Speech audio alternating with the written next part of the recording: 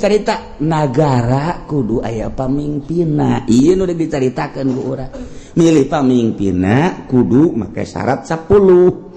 hiji syaratna jadi presiden jadi gubernur jadi bupati teh kudu musliman agama Islam. Allahumma ya rafi'ad darajat Allahumma ya rafi'ad darajat Allah Rade urang hirup teh sakadar nungguan pae anu milu jeung urang penutupan pengajian teu milu ku ari ngamimitian pengajian sabaraha salila bulan puasa ge kula nyalateun deui aya nu geus teu diijabah nu jauh teuing atawa waktuna isuk-isuk embung es mah obat eta ahli-ahli ngaji anu keur penutupan milu na ieu ngamimitian mah teu milu aya nu kuari milu ieu ngamimitian duh ka minggu hareup sahabat malakal maut geus neulean bae nyawa di tengah nyawa di tukang nyawa di deket tangkal Ambon di ditu nah eta urusan maut mah teu kudu dipake kasieun jasieun ge datang bae maut mah ulah berani teuing jeung maut bakal datang nu penting mah sabada mautna urang meunang ridho Allah Subhanahu wa ta'ala ceng-celengan ke modal orang yakni umur pake berbakti hitung-hitung ku orang mata lobaan pake ibadah apa maksiat gitu kene ceulik lobaan pake ibadah apa lobaan pake maksiat gitu kene sungut lisan lobaan pakai ibadah apa lobaan pakai maksiat leungeun suku urang itu hasibu qabla an tuhasabu geura perhitungkeun ku urang meme urang dihitung dirinci jaga di akhirat kitulah urang bersyukur dina minggu ieu urang sakumaha biasa sejak ngabimitian deui ibadah bentukna ngaji kaharti teu kaharti ngaji bae pokona nu penting enggo poe minggu datang diuk balik teu kudu hese-hese pokona mah diukna ge geus teu kudu di tengah-tengah majelis penting mah hadir bae geus aya nu deukeut tukang uduk kang sate kang baso pokoknya di mana banyak nyempilna aya nu SMS-an bae oh nyana di ditu ya di ke balik bareng aya deres jeung lalaki deui eta nu si eta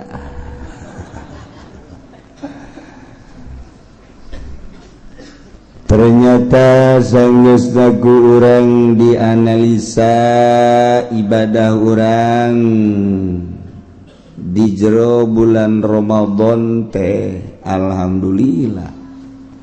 aya peningkatan nu tadina urang teu tamat Al-Qur'an di bulan puasa mah alhamdulillah aya nu teu bisa namatkeun tapi ngadengekeun mah ngadengekeun aya anu tamat 2 kali sabulan aya nu tamat 3 sabulan puasa teu pohara aya anu 4 kali wih lain lalaga bahkan aya nu laporan ka kula alhamdulillah kiai cenah kula sebulan puasa tamat 10 kali. Masya Allah bagus jasa kos muka Mekah di Mekah lulumpatan muru Masjidil Haram yang berjamaah pohara eta ibadah di Mekah asal ngadenge azan brung kobeh ninggalkeun berbagai aktivitas anu sejam munggah haji memang teboga pagaweana naon sakadar salat tawaf hebat balik baik ka imah deket padahal mata ki haji ka masjid teu wauheun jeung masjidnya teu nyaho ka tihang masjid sabaraha teu nyaho ka samak masjid diganti apa henteu di Mekah mah lulumpatan muru berjamaah sok itu pas sedek-sedekna tapi barang balik bae ka imah sakitu lalegaan henteu bae geus sabasa kali henteu diajakan geus sia bae ti heula diajakan ge henteu mawaan berarti teh Mekah bulan Ramadan gitu keneh beung di bulan Ramadan maca Quran teh wow pohara barang datang mereka bulan Syawal wari ge Quran di mana bade tundeuna geus teh pokoknya ikut ta urang teh ibadah teh kos kitu tah di Ramadan mah pohara jadi teh istiqomah teh kuduna mah istiqomah di jero bulan Ramadan teh sok maca Quran Syawal ge maca Quran di bulan Ramadan taraweh bulan Syawal ge taraweh terus hayang dikepung masyarakat sih jadi bisa taraweh bulan Ramadan doang untung jelema anu kamari di jero bulan Ramadan ngalaksanakeun taraweh berbagai ibadah-ibadah tinggal orang memohon ke Allah urang nanti Allah titah ibadahna ge ku Allah dibere tanaga jeung daetna ge ku Allah nurek narimana Allah pasrahkeun ka Gusti Allah mudah-mudahan ibadah puasa urang taraweh urang sedekah urang tutulung urang diterima ku Gusti Allah Subhanahu wa taala hingga jaga aya bukti jang sampereun urang gitulah urang seputar bulan Ramadan mararudik nu ka Jawa Tengah Jawa Timur nu ka kulon nu ka seberang alhamdulillah barang dihitung-hitung urut mudik tahun kamari ge can impas aja nu kuari ngahutang deui jadi gagedean hutang ulah sebenarnya mah silaturahim malah sunah daripada ngagedean hutang maningan mayar hutang kurang mati balik malah jang silaturahmi atau silaturahim ngahutang ulah kudu nama orang pas ini jeung pamajikan neng tahun kamari orang mudik ka Jawa Timur tahun ieu mah urang ulah mudik duit nu aya urang pake mayar hutang bae talamun saluyu mangeuna enggak tetap harus mudik aja bagaimana juga ini kan setahun sekali kalau enggak udah cerai aja wah ambalayah ya urusan teh eta kan kos kitu teu beres tah tinggal salakina be hak bacakeun aing talian da tuh awak aing ieu mun salaladar bagina masyaallah geus kos kitu bae barudadannya seputar mudik jelas silaturahim urang ge mudah-mudahan diterima ku Gusti Allah sehingga ngajadikeun tali persaudaraan antara urang jeung dulur-dulur urang jeung tetangga urang jeung guru-guru urang sehingga sakumaha wau urang di dunia kayak di akhirat ge wau eta wau terus di dunia lamun urang sok babaturan jeung tukang ngadu kotok di akhirat ge nu ditiangan eta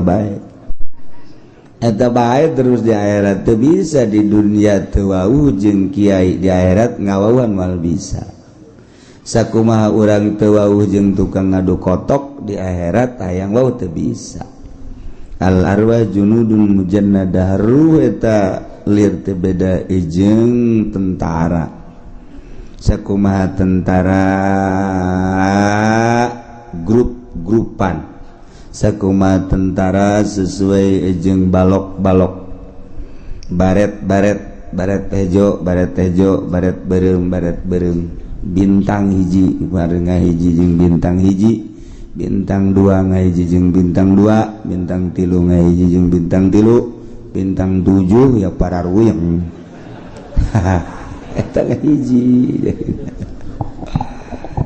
ya tah jadi urang di dunia jeung saha kawau jeung saha babarengan di akhirat ge eta deui bae juludun mujannadah masyaallah.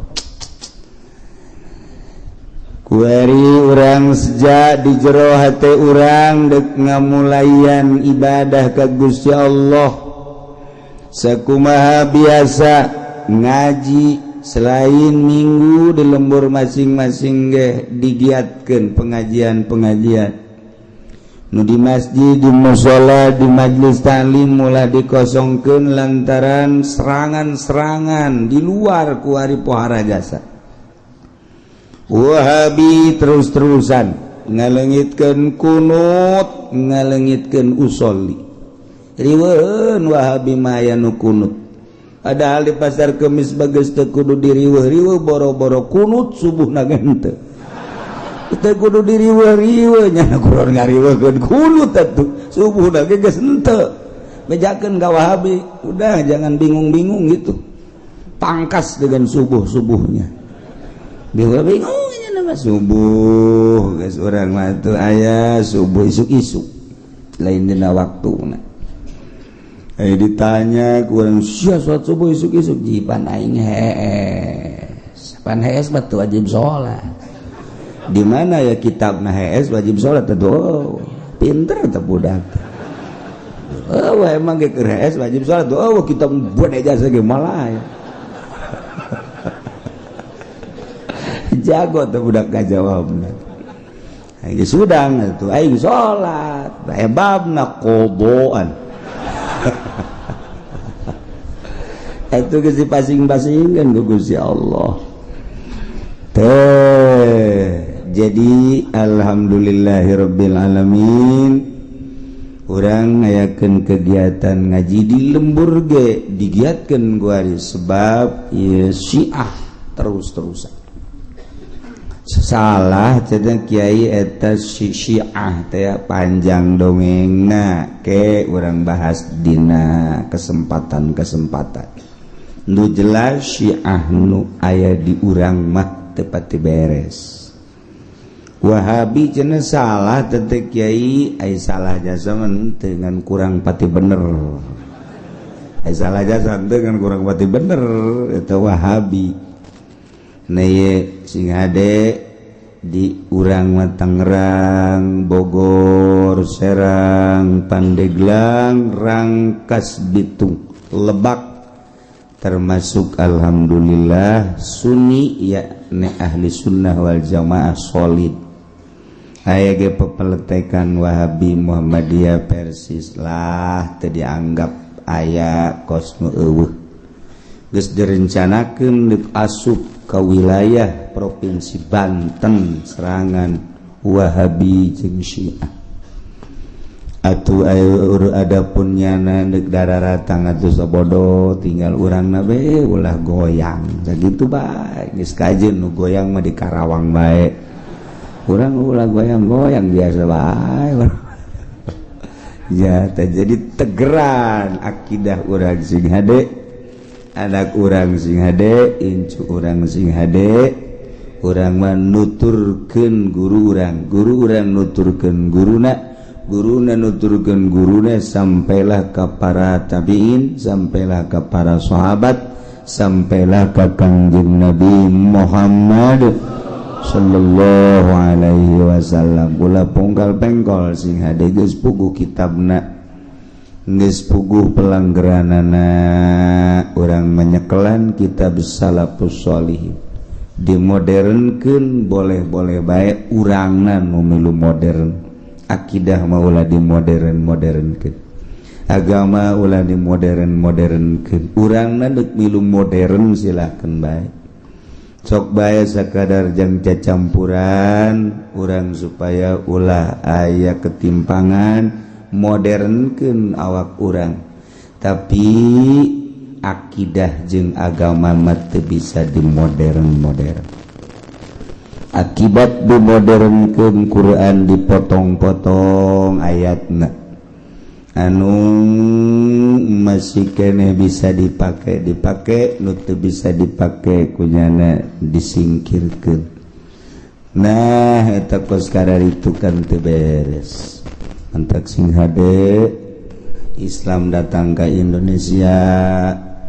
dibawa ku para wali Allah, bentukna ieu kos urang kos ieu ahli sunnah wal jamaah. Di luar negeri mah geus dirarobah walaupun negara Islam tapi geus berubah. Urang lamun deuleu di Yordania, lamun beja di Turki ku ari geus teu puguh, kitu keneh di Tunisia, kitu keneh di Maroko. Padahal negara Islam tapi geus berubah. Tapi di Indonesia mah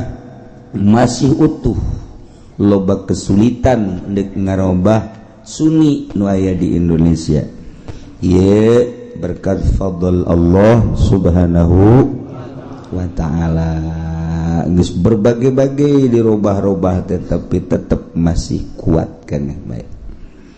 Tinggal sing hade urang janungguan maut besi rubah-robah naudzubillah komo datang ka asup Kristen menauzubillah min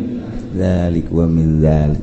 ngagelok ka Wahabi ge naudzubillah min zalik wa min zalik. Teh urang teh keur ngabahas tentang bugot, tentang pemerintahan anu teu disetujui ku rakyat atawa pemerintahan anu keur didemo ku rakyat. Maka di tengah-tengah nyaritakeun bugot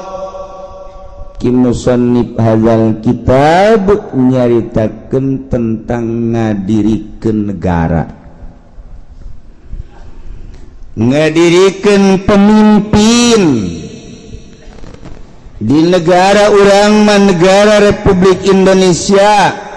demokrasi tetap kudu aya pemimpin presiden ngaran nu alhamdulillah mimiti Bung Karno kemudian Bung Harto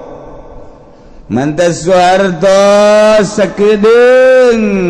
B.J. Habibie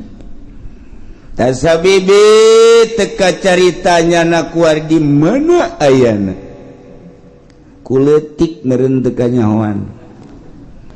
ganti mantas Habibie ku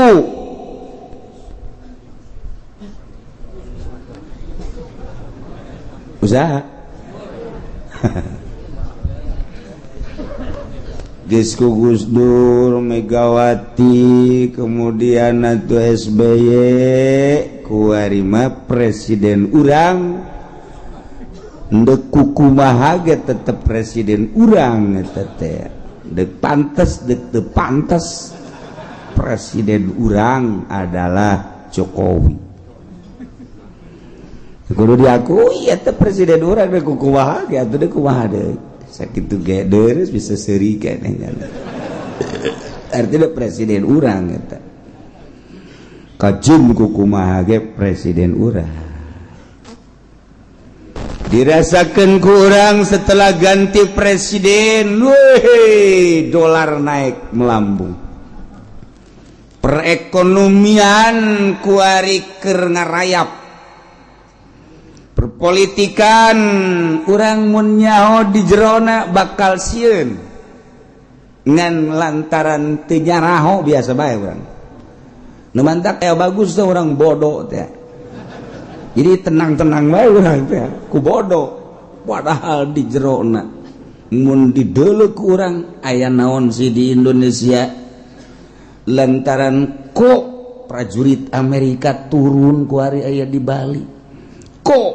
Cina bercokol di urang, kok aya di negara Timur Tengah nu ka urang, kok aya sababaraha pemimpin nu asup ka negara urang. aya naon di negara Indonesia ieu dek dikumahakeun jeung dek dikawanakeunana urang teu nyaho bodoh ngaranna ku bodoh jadi tenang kalem-kalem bae urang bodoh teh atuh salat ge bodoh mah tenang bae Allahu akbar kumaha teh kumaha lah mun ditanya Allah mah nyahoan ieu beres luhur teh jelema kos kitu eta atuh emang bisa ada sakitu atuh kumaha geus teh diutar diatur deui urang papan salat teh mimiti ngatur caina wuduna ieu bener apa henteu cai sah teh dipake wuduna terus make syarat terus make rukun beres wudu kemudian salat make pakaianana nu kumaha di samping jang nutupan aurat adab-adabanana lantaran ieu teh pan dideuleu ku Allah pantes apa henteu si menghadap ka Allah model kos kieu aing ieu diperhitungkeun ku urang henteu make lepis los make lepis make kaos hideung pet dikatukangkeun salat Allahu akbar beres geus lah cenah kiai ka Allah mah nyahoan ieu nyaho aing ge naon bedana sia jeung kenek nu mundurkeun mobil ieu tuh beda tuh sia ngarep ka Allah kata Allah mah teu kadeuleu ieu kumaha teh sia mah teu kanyahoan ieu ku teh sia mah sakitu ayana tuh sakitu bae tapi lamun urang bisa deuleu make mata hate ngadenge make ceuli hate isin salat model kos kitu teh henteu mateunana adab nu eueuh ieu tak urang teu perti kunaon eta bodoh ku bodoh tenang-tenang bae biasa bae mun teu salat likum-likum beres ngarokok geus teu babacaan teh lah geus Allah mah nyahoeun nya dalil ngan eta dok Allah mah nyahoeun masalah bodoh jadi tenang geus di akhirat daga atuh bodoh ngaranna ge tenang bae kana mah di akhirat kalem bae di akhirat mantep ngeunaheun jadi bodoh al-amila madzhabalah nu bodoh geus teu puguh nyikut atuh teu puguh nyikut kumaha madzhabna bae kadang kos urang kos ahli sunnah kadang kos Muhammadiyah kadang kos Persis kadang-kadang kos itu tuh bodoh ngaranna ge atuh ta eta bodoh nu kos kararitu teh nah ieu urang bodoh politik teh nyaona naon jeung dibobodoh wae sakumaha nu kukula dicaritakeun sabenerna teu pas Presiden Jokowi ku ari teh ngan begitu dek diturunkeun lain teu mampu babari jasa nurunkeun presiden teh gampang jasa sebab dipilih ku rakyat diturunkeun ku rakyat ngomong mah kecil babari emang mah di negara demokrasi mah ada kekuatan terhadap rakyat cuman yang gantina saha jang gantina saha ieu lalu hese teh cakula ge di bulan Rewah di bulan Rajab nyaritakeun jang ganti oh cenah ambalaya kiai sia mah neuleuna sasa urang hartina hese jang ganti teh cokot partai Golkar teu solid lantaran Golkar teh kabagi-bagi lamun naik tu nu ieu ngamuk naik ti nu ieu ngamuk teu solid ngaranna patut teh jadi presiden teu bisa kos kitu sok kudu diterangkeun bae aing jadi dosen sakedeung ieu lah ngaranna eta para raham aya nu ngomong mana cenah ganti nu jelobak kiai cocok kieu ganti sia mah teu paham politik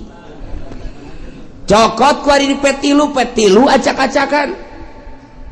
cokot di berbagai partai padahal teh kudu boga partai-partaina acak-acakan teh solid boro-boro partai nu lain partainya nana ge acak-acakan teu kumaha bisa ngagantianana tuh aya jelema pinter jasa kuari di luhur aya teu boga partai peot jasa leutik jelema pinter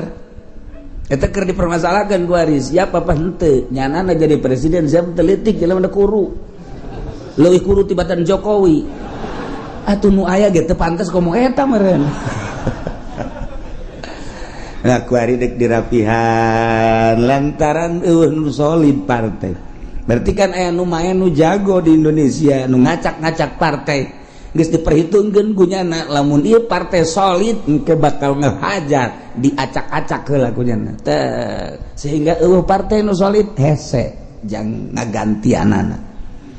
kos gitulah seputar negara eta kakarak global encan mun dirinci tek wari urang nyaritakeun tokohna ti Golkar ieu ti Golkar ieu patilu di babari nyaritakeun kos itu bahasa pira Indonesia aja jelema mereka hitung tek hese amat tuh hese amat babari cuman iyalah keberadaan urang kos kieu hese kasolidanan. Maka wallahu alam tinggal ditunggu 2 bulan deui lamun 2 bulan ieu rapi insyaallah lanjut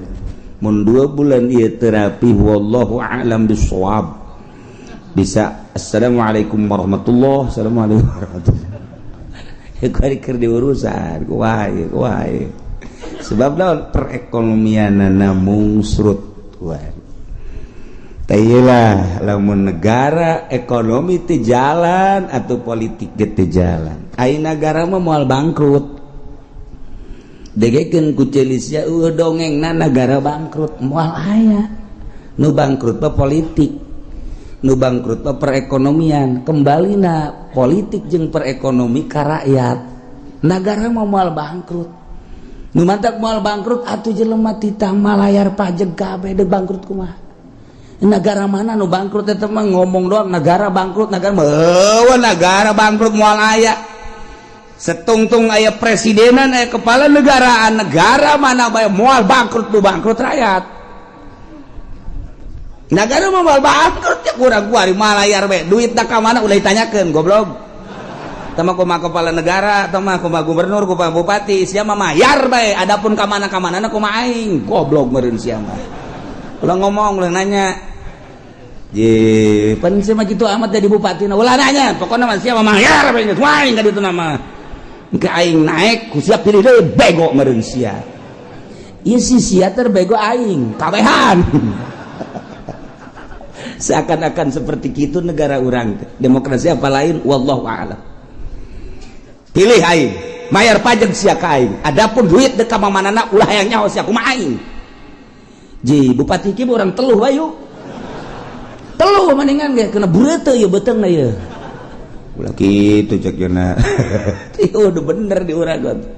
je APBD entah gerang sabaraha kota sabaraha di gubernuran sabaraha ieu teh pan rakyat teh bodoh teu nyaona naon ieu ku teu nyaona naonna tentrem teu nyaona naon ku teu nyaona naon teh jadi tentrem bupati ge tenang kalem biasa bae nya ge teu isina gapagih jeung rakyat teh bupati salah teh teh isina gapagih jeung rakyat bupati bego meureun tah ya tuh rakyat ge bego ieu geus ieu mah bego jeung nu bego masalah bararego kabeh tah kan seperti kos kitu tah ieu keur carita nagara kudu aya pamimpinna ieu nu dicaritakeun ku urang milih pamimpinna kudu make syarat 10 hiji syaratna jadi presiden jadi gubernur jadi bupati teh kudu musliman agama Islam nomor kedua mukallafan kudu mukallaf ulah wedan ulah budak leutik tilu huron kudu merdeka ulah habib opat zakaron kudu lalaki ulah cewek 5 kudu bangsa Koresian eta teh hartina mah nu boga pemikiran nu kuat nomor kagenep ka-7 kagenep adlan kudu nu adil boga pertimbangan secara syar'i nomor ka-8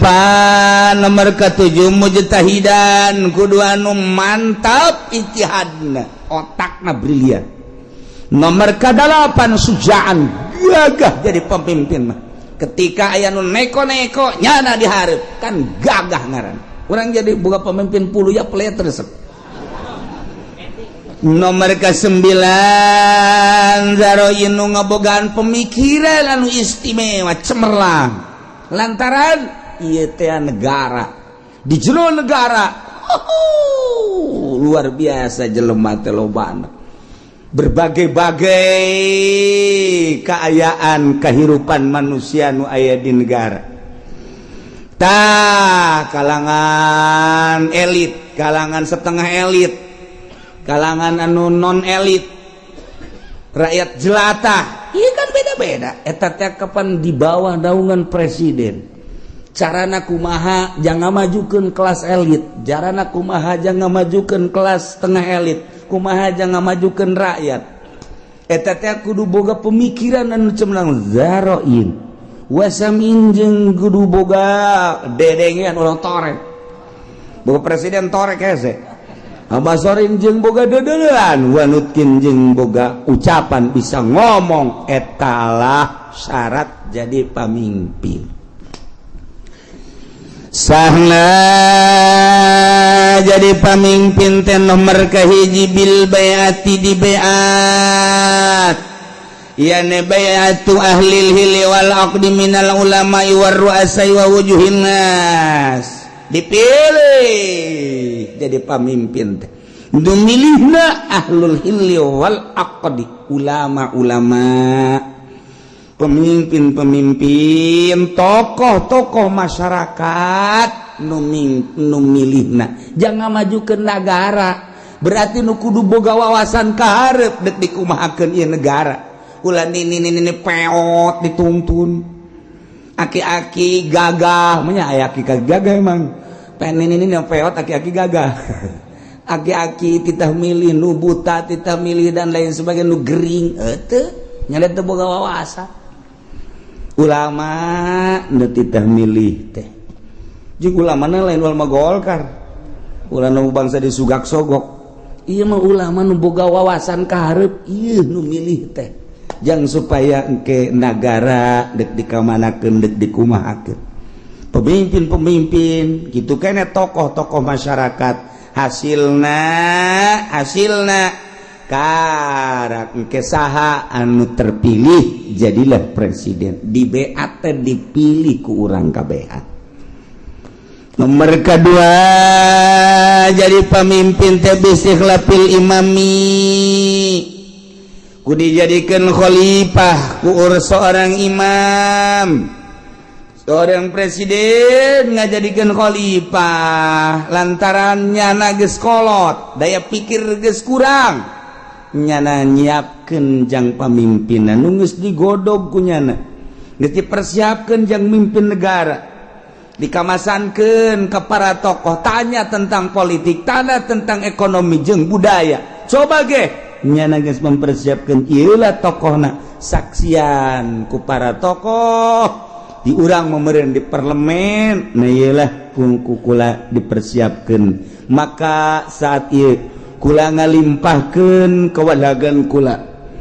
wah naon kitu ngaranna jabatan kula terhadap seseorang nu ku kula dipercaya, ieulah makanya na mundur ieu naik, atawa nyana wasiat mun kula paeh ulah kasasaha jabatan teh ieu bae sipulan. Sayyidina Abu Bakar Siddiq radhiyallahu an nyana geus wasiat kula maot pemimpin ulah sasaha deui, ieulah Umar bin Khattab. Geus ketika Sayyidina Abu Bakar Siddiq maot geus teh kudu hese deui, langsung Sayyidina Umar naik. Nomor kedua, nomor katilu ieu nu kurang keur dibahas. Wa bistila'i jami syuruti, sah jadi presiden bistila'i jami syurut ku ngalindih kana sakabeh pirang-pirang persyaratan, syarat nu 10 aya di Kizaid. Sementara presiden nu aya kurang ngalaksanakeun persyaratan atau kurang persyaratan tinu 10. Andai kata presiden terpilih teh jelema nama muslim, jelema nama mukallaf, jelema nama merdeka, jelema nama lalaki, ngan ternyata tina 10 ternyata ra'yuna nu kurang cemerlang. Ketika ditanya tentang bagaimana perekonomian di negara urang, nyana teu ngabogaan wawasan, jangan majukan perekonomian di negara eta, sementara ayah batur nu hebat Khalid misalna anu nyana siap untuk mengatur tentang perekonomian jeung perpolitikan dibandingkan nu terpilih jeung nu ieu hebatan nu ieu nyana ngayakeun kukumpulan mun di urang mah eta demonstrasi teh melalui kekuatan rakyat nu jadi ujung tombakna adalah mahasiswa untuk digulingkan presiden terpilih lantaran geus mempersiapkeun calon presiden nu leuwih hebat istilah ngaran ulah digulingkeun mah digulingkeun tapi calon presidennya can aya engke keberantakan negara menang negara teh anu mantak teu meunang dipimpin ku budak leutik lantaran budak leutik mah teu bisa mempersatukeun bangsa boro-boro jang batur pugunyana nage encan bisa ngisang-ngisang acan budak leutik teu meunang mimpin negara nomor kadua cewek wanita teu meunang mimpin negara lantaran lamun dipimpin ku awewe pan bisa dengan menyeng doang menyeng teh ceuriknya nama boro-boro ku rakyat boro-boro desakan-desakan manusia kakarakti salakina bae nya geus bisa ngajawab salakina marah aja bae manyun bae henteu memecahkan permasalahan awewe mah ceurik ngaguling brek beres sakitu doang manya nu kos kitu deuk mimpin negara deuk kumaha lakona karakter wanita nu mantak teh karakter wanita mah kos kitu nu mantak teu meunang jadi pamimpin acak-acakan negara ketika negara orang dipimpin ku Megawati orang mah bodoh teh nyahoana naon padahal nu coplok ieu sabaraha pulau aset negara nu coplok sabaraha lantaran orang mah bodoh biasa-biasa bae kalem-kalem bae mun urang menelusuri ka jerona masyaallah aset negara sabaraha anu acak-acakan jeung nu beak pulau sabaraha nu dijual urang mah teu nyaho lantaran bodoh kos kieu lah eta lah wanita lamun urang nyaritakeun tentang keberadaan negara urang dipimpin ku Soeharto mah biasa bae hutang bisa ditutup dipimpin ku Bung Karno mah komo maju negara teh rarasaan urang mah teu maju padahal maju komo dipimpin ku Belanda mah leuwih maju lamun urang nyaritakeun kemajuan negara Indonesia dipimpin ku Belanda jeung ku negara urang ku urang masing-masing kemajuan ku Belanda aya jalan kereta nang Belanda nang urang mana jalan nembus Rodi kerja Rodi baheula oh jalan provinsi nang Belanda nang urang mana malah kuari mah dijualan nang urang mah ayo coba tah aya bendungan 12 pintu 12 sadane nang Belanda nu di Bandung itu bendungan nang Belanda kabeh ieu teh aset-aset nu aya nu di urang nu digunakeun urang nang Belanda nu urang nang urang mana baheula Belanda nyieun jalan kereta Belanda nyieun jalan Belanda nyieun irigasi Belanda nyieun berbagai kitu jembatan-jembatan eueuh anu songhek saeutik negara urang sugan gunung songhek henteu sugan hutan songhek henteu kuari urang geus naon nu dibangunkeun gunung sararongek sararongek kuari gunung sohek hutan sohek laut sohek bari can aya ieu mana bebeunanganana ieu keur carita perbandingan berarti kemajuan dipimpin ku Belanda mata geunaheun keneh di zaman Belanda daripada di zaman urang kuari lamun deuk caritakeun maju bebeunangan urang mana nyieun jalan kuari jai anyer penarukan nang Belanda di hasil urang mana hasil urang ayo coba jalan nu belah ditu aya dek dijual nu belah ditu aya jalan geus dijual digantikan kuari urut jalan urut irigasi kuari jadi pabrik lain kegedean jalan lain nambahan jalan malah jadi pabrik sabaraha jalan nu leungit nu dipake pabrik ai pabrik jang kepentingan saha kepentingan rakyat sejenak jang itu ai jalan mah terus ka anak incu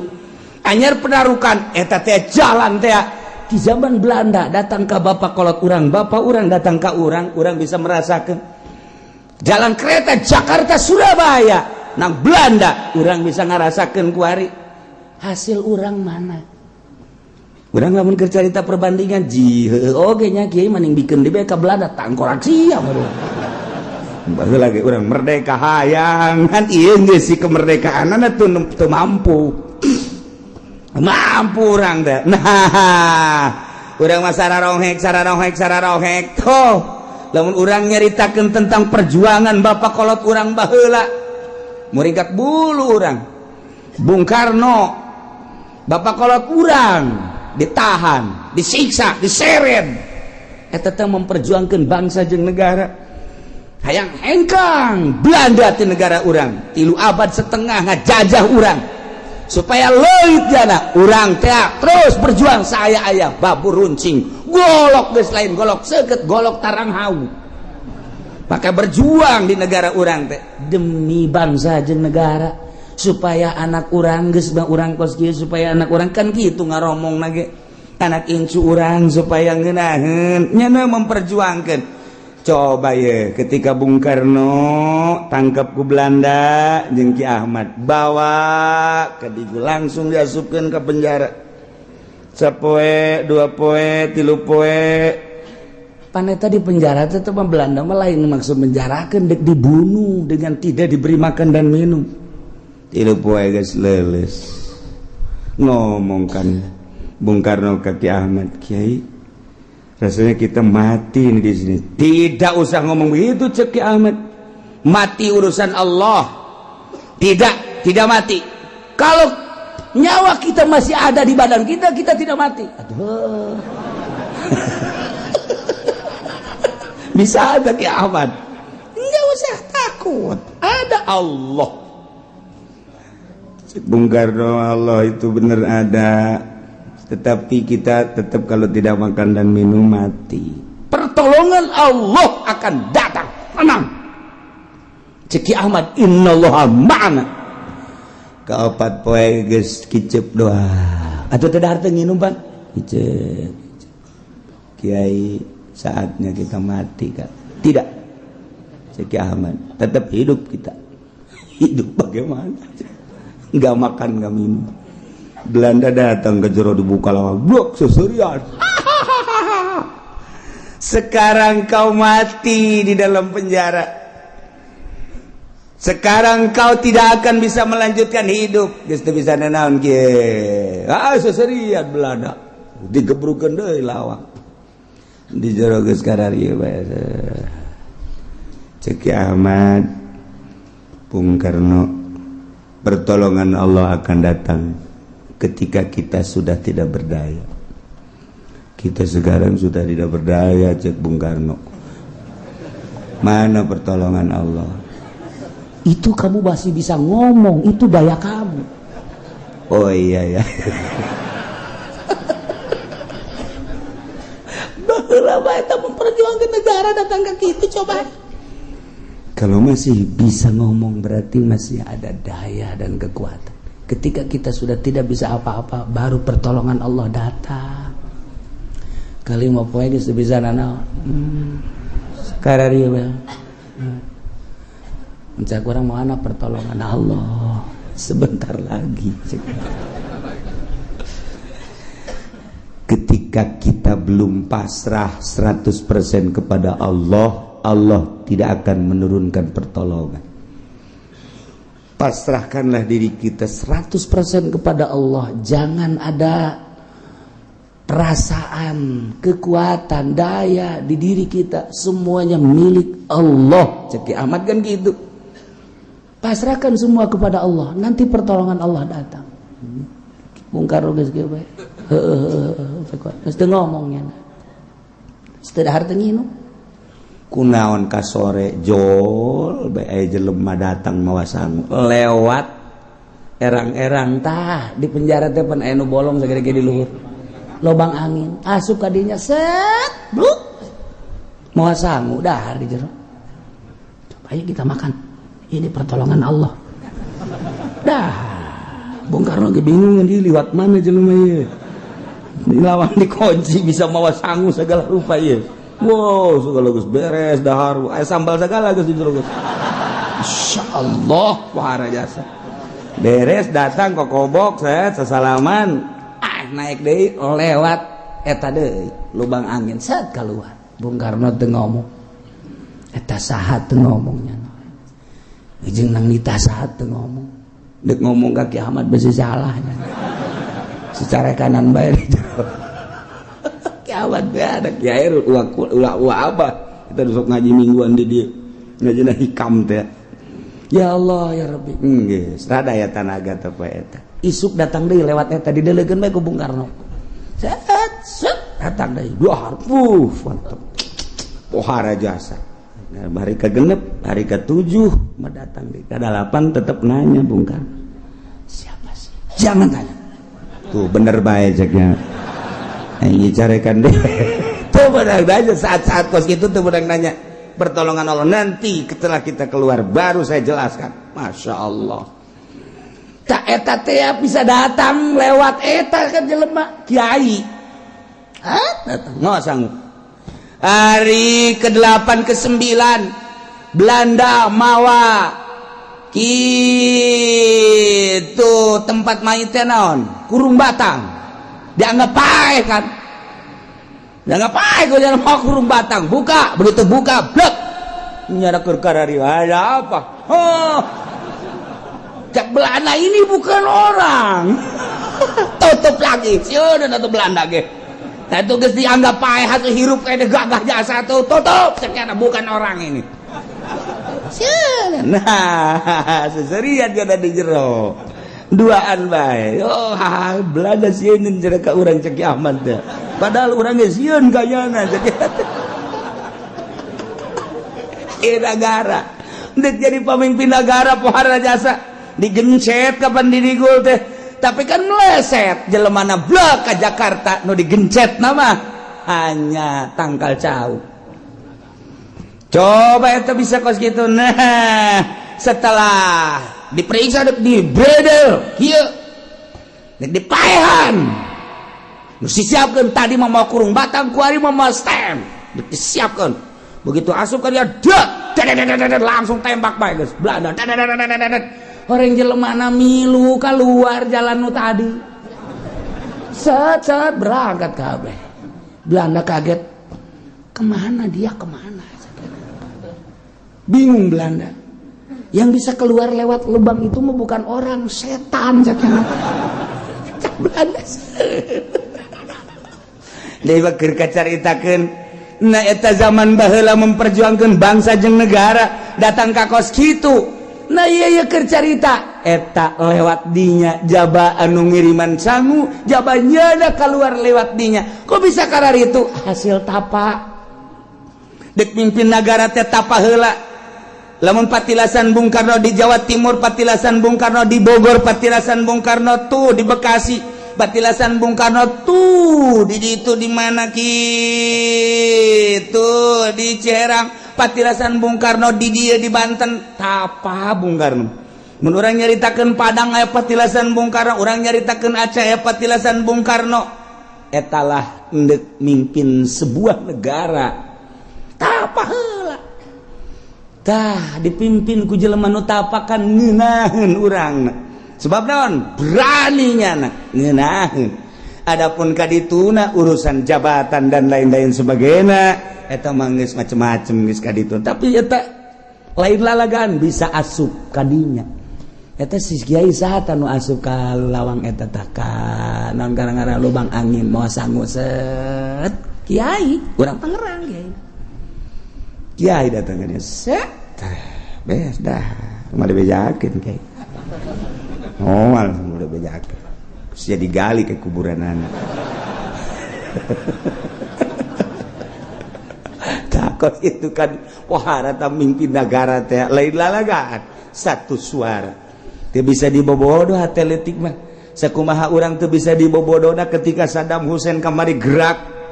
ku ajeun tinggi ulah-ulah ge simpati bangsa simpati manusia umat sadunia simpati kabeh moal pati-pati simpati lamun di jero benak katena henteu aya kemurnian moal aya seluruh lapisan boh kafir boh muslim simpati terutama mukmin simpati ka Saddam Hussein bari di jero nagarana mah aya anu ngalecehkeun ka Saddam Hussein tapi tetap baik kesimpatian teh teu bisa dibeli lantaran di jerona aya mutiara. Sakumaha simpatina bangsa Indonesia ka Bung Karno, lain di Indonesia bae Jepang simpati ka Bung Karno, Arab simpati ka Bung Karno, bahkan titi mangsa Bung Karno teh ya mun urang ke Mekah atuh aya di Arfah aya titi mangsa Bung Karno, di tempat Sa'i aya titi mangsa Bung Karno, di Baitullah aya titi mangsa Bung Karno, lain jelema leutik berarti. Lamun urang nyaritakeun tentang keistimewaan Bung Karno ketika ke Afghanistan anu nganyahokeun makom Imam Bukhari secara mendunia Bung Karno.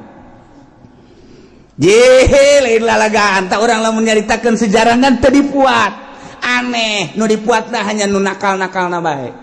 Cinta wanita lah nu dipuat teh. Tentang KPKI-an lah nu dipuatna, kepositifanana negara jadi merdeka. Hanya sakitu bae, lain-lainnya teu pernah dibuat. Ketika Bung Karno diundang ke Afghanistan, gideg Bung Karno karena dibutuhkan wawasan Bung Karno di Afghanistan Soviet, maka Bung Karno siap. Yang penting tolong carikan dulu makom Imam Bukhari di mana. Setelah ada nanti saya ke sana. Atupan sanagara neangan makom Imam Bukhari. Begitu datang ke itu salah cek Bung Karno, bukan itu makam Imam Bukhari mah, yang ini nunuduhkeun Bung Karno. Lain jelema leutik Bung Karno teh nu mantek mun nyaritakeun Bung Karno moal anggeus-anggeus dijore-jore Bung Karno simpati bangsa jeung negara tetep bae. Di PKI di lain bae cek ate lain bae eta mah sekadar sebuah sejarah anu bisa diplesetkan. Hate leutik bangsa tetap lain Bung Karno seorang waliullah. Hese dek galengitkeun ka gorengan, dek galengitkeun ka bagusan Bung Karno supaya jore teh hese. Sakumaha hesena urang dek kabaguskeun Pak Harto hese bae. Hese bae kumaha meureun eta mah. Kumaha meureun kajen du bagus-bagus ge teu daek bagus bae. Hese bae. Lain kaayaan buktina tapi di jero benak hatena. Anu padahal di akhir nama Pak Harto ge bagus di akhir nama. Yang sepanjangnya ngajawab teu bagus, saja detik-detik terakhir nu rada bagus. Rada bagus teh rencanana. Tuh, Gus Dur dijore-jore eta tetep bae. Nu kamari anti Gus Dur, nu kamari ngajorekeun Gus Dur, nu kamari buta Gus Dur. Kuari mawaan zarah nyana nu untung. Nyana nu untung. Nu kamarina ngaulah-ulah ngang buta-buta je Gus Dur ya kuari yuk kita zarah yuk kesan je tolol teh jelema teu bisa dibobodoh artina hate leutik namanya nana ge ngabuta-buta ge eta mah ngan sakadar muatan ngan sakadar aya kepentingan ketika berbicara dari hati nurani nyana ge mengakui atau boro-boro di dalam negeri luar negeri di Amerika sorangan mengakui keistimewaan Gus Dur, di Jepang, di Arab, di berbagai di Mesir jeung di Baghdad mah atuh ngaistimewakeun ka Gus Dur. Adapun jelema nu ekstrim atuh sepanjang masa kitu bae. Mantek urang kuari-kuari mung magahan ngaji, ulah dianggap bahwa ka urang teh haju manut kabeh, ka urang nurun kabeh. Bisa tukangeun malobaan kana tersebut biasa bae. Atuh antepkeun ke kanyahoana mah jadi akhirat ieu. Tuh urang bae ngaji bae hayu nu ngomongkeun nu nyaci maki nu anu emang teu kadenge ku ceuleuh aing teh kadenge atuh kajen ke buktikeun di akhirat je perang sana tah atuh hayu bae urang ngaji bae geus pokona mah masyaallah urang lamun nyaritakeun kaagungan Allah ketika Kangjeng Nabi diangkat jadi rasul eta teh dulur-dulur nama anti ka Kangjeng Nabi tatangga nama anti tapi orang jauh mah orang Madinah nyambut kana karasulan Kangjeng Nabi lamun urang nyaritakeun kuari atuh sarua bae kuari teh jelema nu simpati ka dieu bae ka pengajian ulah kakulana ka pengajianana nu ti Serang tu Pandeglang ti Jakarta Bogor nu ti Tasikmalaya aya anu ti seberang sagala tapi di sekitar nama biasa ngajebian atuh masalah masalah tuh nyana-nyana urang-urang engke kanyahoan mah jadi akhirat ieu jahat leutik namanya lagi ceuri emang teh ceuri kata leutik lah mah kok ku nyana henteu milu aya muatan di jerona ego di jerona antepkeun rugi-rugi nyana untung nyana urang mah ngaji bae jang ngajina ge lain hayang maca kitab ieu mah lain ya hese macikeun mah hese neukna itu imah ngawuduk we pokona mah geus titik tapi lain eta ngaji teh neangan file maca mah bisa kadang nyurah bisa itu kene nu teu bisa ngaca kitab lah ngadengekeun bae nu dibutuhkeun mah lain eta naon ieu nur ilahi nu nyulusup ka jero dada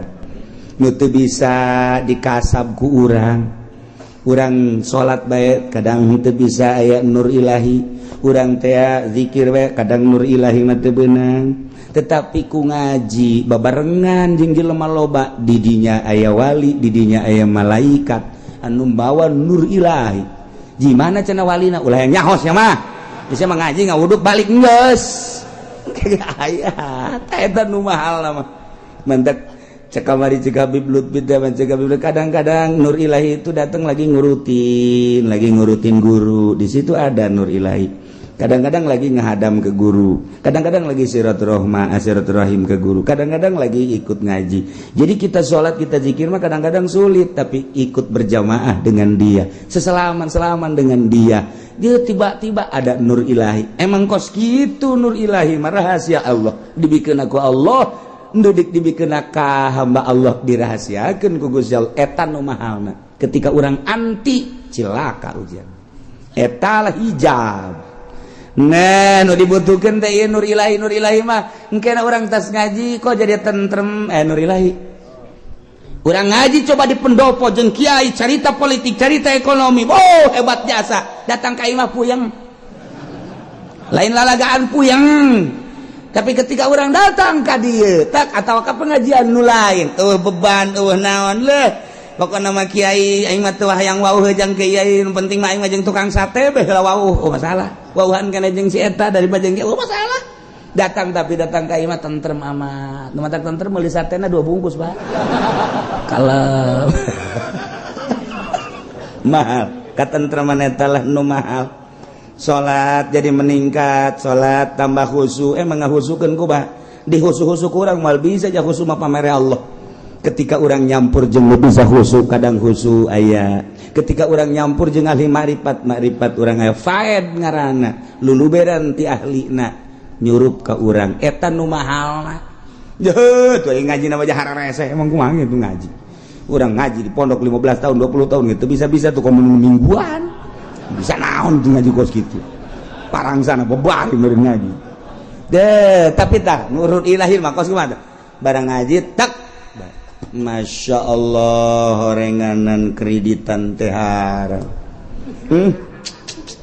aing lamun isuk paeh berarti ninggalkeun hutang sedengkeun lamun aing paeh boga hutang roh mal bisa ngajawab kape di jero kuburanan timbullah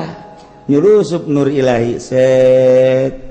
mun aing isuk paeh kumaha tuh rugi amat hanya sebuah mobil Avanza, hanya sebuah mobil Kijang anu ku urang dinikmati nangan sakadar sakit tapi di jero kuburan nu bakar berhadapan jeung Allah urang kaput tanda bahwa urang teu bagus doh balik ngaji bebe ja ka pamajikanna neng je urang ngridit teu bagus ja kadenge ku neng urang ngridit deui jadi yuk ai kakak kumaha sih mantak ieu kakak ngomong ka neng maning jual apa maning kredit nek nyoba ka neng oh ai kakak mah geus dahayang ka atuh ulah dijual kieu bae ieu mah bereskeun aju urang meuli deui oh jadi 2 nu ieu bereskeun aju urang meuli deui anu ulah kredit anu cash gantung mah ieu beung kakak puguh hiji ge ngap-ngapan ya kakak musyawarah lah urang eta ngaran nur ilahi asup musyawarah nur ilahi ngaranna tuh jelema geus berdeposito bae di bank lain teu ngadengekeun ngajinya di mamana di radio ngadenge di televisi ngadenge terus di kiai-kiai modern ngadenge bahwa eta teh halal tanggung jawab malah anu tanggung jawab segala di akhirat. Pokoknya ketika berhadapan dengan Allah, saya tanggung jawab. Ceknya nanti saya usulkan kepada Allah. Kus bapak kolot nabaita Allah. Pohara jasa. tanya bagi kuat bae boleh can aya nur ilahi ketika nyana ngaji merenung atuh gagah nur ilahi memang kumaha gitu sejuta kali gurunya nang geus ti ditu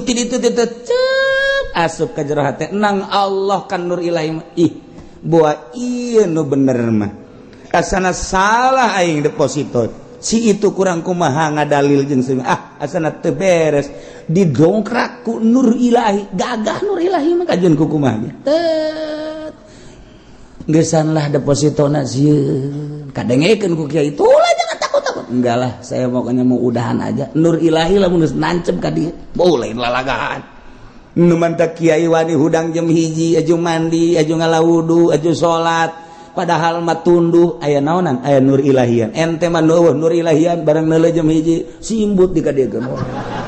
beda na aya nur ilahi jauhan geus kitu mah ulah hese-hese gebelah cenah jam 2 mah rada deukeut ka subuh hudang jam 2 kebelah setengah 3 tolol teh coba diengke-engke bae ku nyana ge engke naon eta nur ilahian ai kiai nu hudang teh penting mandi wudu salat ko berani padahal mah tunduh aya nur ilahian gagah nur ilahian emang kumaha gitu nyulusup ka jero hate nu kadeuleuh hanya Allah alam akhirat nu kadeuleuh nah naon sih di alam dunia ja urang geus hees bae ti leuleut tetangga kuari mah nya dek diteruskeun bae ku tolol-tolol teuing si awak jam ti baheula hees bae urang ja kieu-kieu bae oh perubahan amat isi awak teh tak ai eueuh nur ilahian mah tetep bae lonceng tinggal lonceng malah mah bel beker teh dikeriningkeun tak hudang dipencet teh badeng sia padahal mah nang nyana blonte nang nyana yang hudang jam 1:30 nang nyana supaya ngerining diteuleun dicelik hudang 1:30 goblok gadeng sia SD nur ilahian lu capek kajeun kuku lagi hese berat tapi aya nur ilahian kadang-kadang meweh beker hudang tek sudang teh lah dideuleu oh can waktuna pareman besi gandeng geus nyanana mah hudang eta aya nur ilahian pokoknya mun aya nur ilahian mah geus moal kabetrak kajeun kumaha ge kajeun cak urang capek-capean atuh henteu bae sep nyulusup ka jero teh cet urang emang nur ilahian aya urang ge kahijab lantaran Allah nyieun kangjeng nur Allah ieu keur carita sompralna ya Jabir hei Jabir awwalu ma khalaqallah pangheulana nu diamal ku Allah jismi min nurillah awak kula tina cahaya Allah Jabir pangheulana nu didamel awak kula ku Gusti Allah tidak nur Allah ya cek Kangjeng Nabi kakarak dirinya sumba kadituna karak marane ti nur kula jadi urang kabehan aya nur Kangjeng Nabian dek kafir dek mukmin kabeh ti nur Kangjeng Nabi jadi aya nur Kangjeng Nabian awak urang teh ngan urang teh bisa ngabongkar nurna kahijab ku poswan kahijab ku sekupi kahijab ku pendopo kahijab ku gubernur kahijab ku cinta-cinta jabatan dunia etalah nu ngahijab nur Kangjeng Nabi urang matak etalah nu kurang dek disingkapkeun melalui sorangan hese ku ngaji kadang kasingkap cet nyingkap teh apa aya nu nyingkap ngahaja awe ge aya nu kasingkap ku angin teh urang neuleuh we kasingkap jadi urang neuleuh kan we beunta urang geus sarua bae nah aya anu emang nyana nyingkapkeun sorangan beda deui da ieu mah ku angin mah urang ge asana betah urang ge malah mun bisa mangahadorotan angin sing gede gitu eta kasingkap ku angin karena ngongkong nah ieu ge sarua ieu ketika urang ngaji guru mah kadang nyampekeun Allah anu mere nyingkapkeun zat jaheueus sakan Allah kadeuleu sakan akhirat kadeuleu mahal eta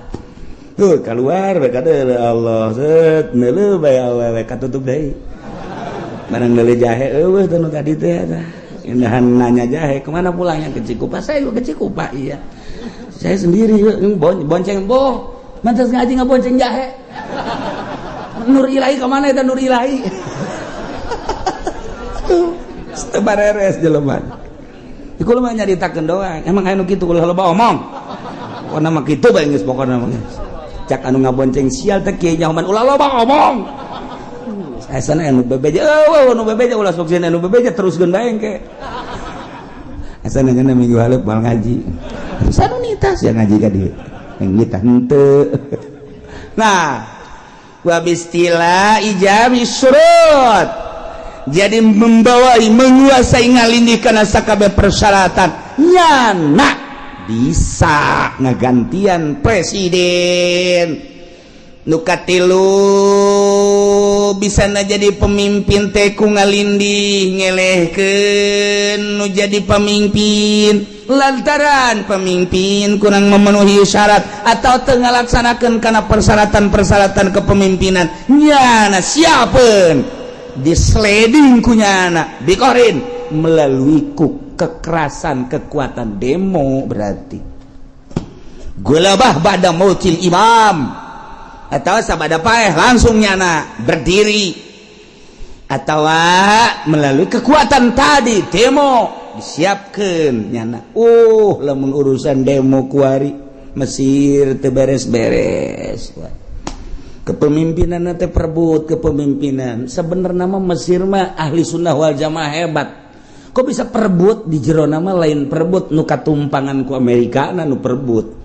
masyarakat resep ka pemimpin itu kudu caritakeun ku kula ngaranna ieu ditumpangan ku Amerika titah ngalindih sementara masyarakat anti ka Amerika salilana kitu bae atuh pilihan masyarakat elehkeun deui ku ieu mah dimodalan ku Amerika gulingkeun deui ya pemimpin ieu masyarakat teu resep kanu ieu nyieun deui pamimpin gulingkeun deui datang ka kuari teu anggeus-anggeus kuari aman melalui serangan ISIS masyaallah terus-terusan ISIS hayang menguasai dunia terus asup deui kuari ka ditu ka naon kitu ka Turki ISIS geus dipersiapkeun deuk asup ka urang ka Indonesia ISIS teh geus asup geus aya mata-mata agen ISIS di Indonesia teh geus aya nu kamari mah dicaritakeun kuari mah geus aya waktu kerame-rame agen ISIS di Indonesia encan aya kuari mah geus aya mantak dicoba melalui Papua belum ISIS neuk ngamuk mentak tenang ditentremkeun bangsa Indonesia kiaina habibna kabeh nanti dulu sebab naon sekedar orang membalas gampang sebab orang mayoritas gereja nu aya di orang beleuman ku orang gampang jeung jelema-jelemana belum menang orang mayoritas Islam mah tapi lain eta bendera nu diacungkeunna di Papua deuleuh heula apakah bendera Katolik, apa bendera Kristen, apa bendera Yahudi, deuleuh. Sebab anu ngacungkeun bendera, didinya lah kekhawatiran mentok turun kabeh penggede Indonesia, langsung datang ke Papua. Tentrem, tenang, di urang ditenangkeun. Sebab naon? Terselidiki di urang geus aya agen ISIS. Mentak di urang melalui Syiah, melalui Wahabi, meledek diadu-adukeun, udah kalem bae urang. Tenang, Indonesia mentak cekulah kayak mudah terpancing, tenang, tentrem, lamun di luar negeri ya geus kalut. Di urang teu kalet. Tenang. Sebab di urang mah naranya kene ka kiai.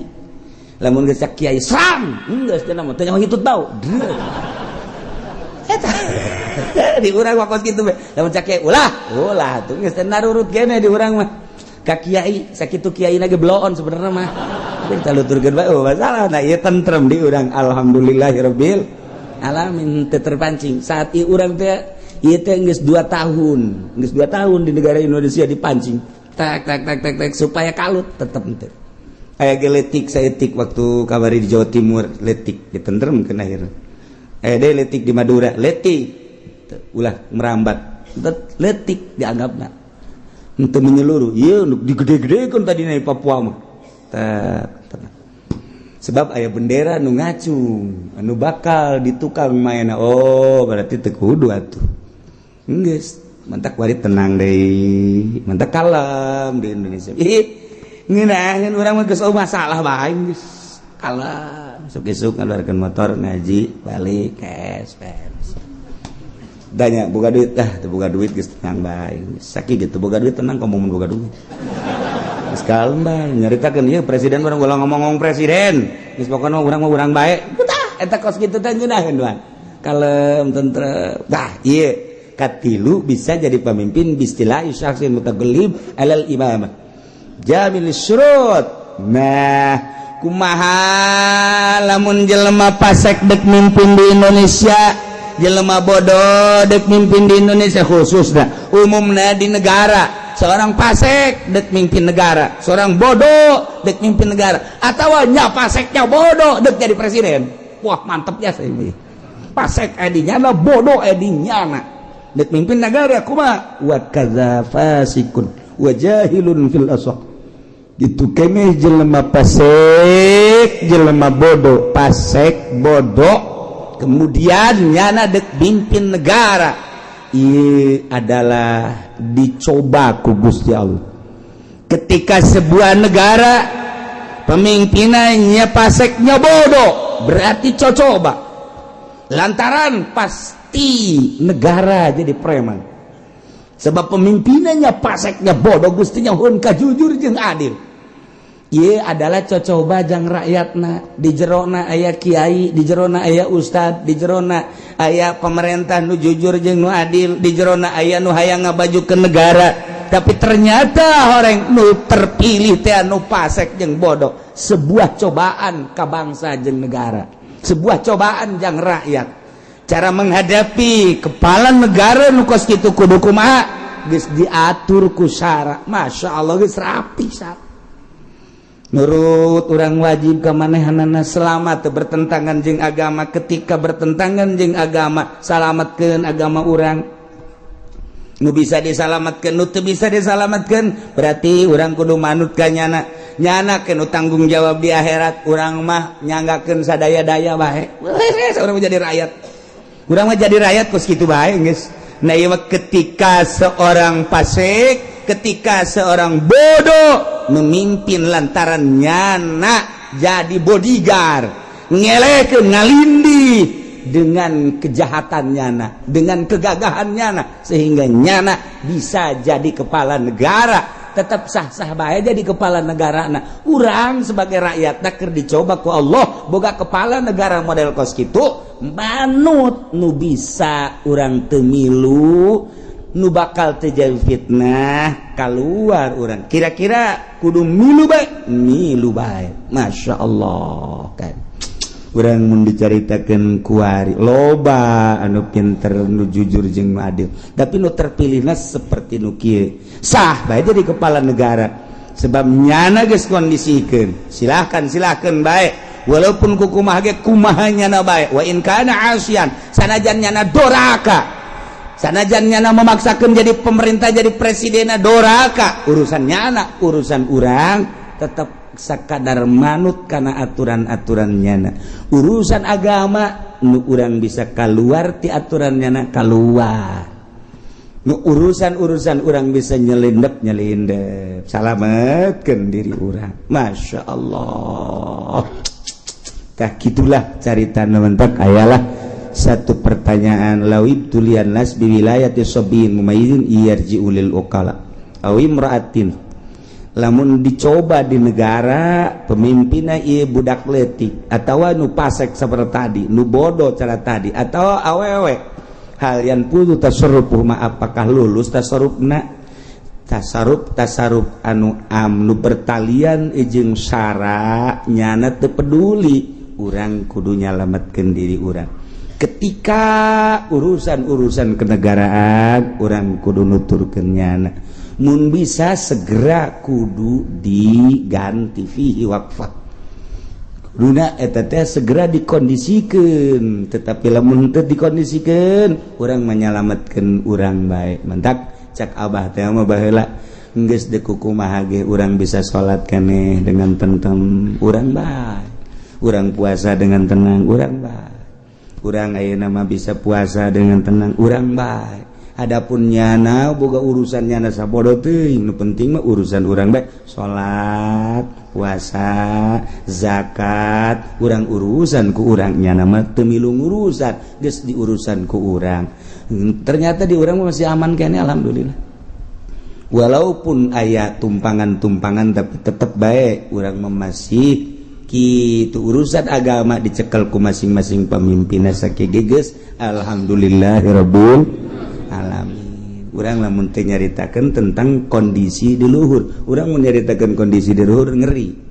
sababaraha sektor nu kudu diomean ku urang lantaran kahareupna cilaka geus dipuatan boro-boro di sektor politik di sektor organisasi bae geus dipuatan ku jelema-jelema nu ulah maju Islam ulah maju ahli sunnah wal jamaah. Nah ieu urang dibaca sababaraha sektor di luhur teh geus aya ti dieu aya ti dieu aya ti dieu aya ti dieu aya jadi urang gerak kumaha ge hese urang mun nyaritakeun gos kitu kakarak pusing mun nyaritakeun urang di handap mah kieu pusing naon biasa bae geus urang mun nyaritakeun di luhur berarti urang deuk berjuang kumaha caritana pasti kudu neangan jelema-jelema ngaleungitkeun si eta iyalah anu nyieun pusing di Indonesia nu mentak lamun jelema nu paham kuari pusing kuari nu paham kuari pusing duh di kumaha ieu kahareupna berarti berjuangnya terus 5-10 tahun bakal berubah kahareupna anta kuari mulayan endek rada dirobah saeutik kumaha carana walaupun ieu di sektor-sektor teh geus aya jelema-jelema anu bakal ngahalangan kana lanjutna ahli sunnah wal jamaah eta mah teori adapun kaditu nama kumaha Gusti Allah Subhanahu wa taala urang sekedar rencana tapi eta teh patut kudu diaji sakumaha rencana presiden urang tina tahun awal ieu adalah swasembada bakalna pertanian hendak dimajukeun ku Jokowi Allah lain pilihanana dipanaskeun sia ku aing cakap deuk ulah ngomong naon cobanya ayo kolektor geus disiap-siapkeun dan lain sebagainya nu terjadi telak nu aya itu urusan urang rencana Allah anu memutuskeun nyanggakeun sadaya-daya qultu wallahu a'lam shawab.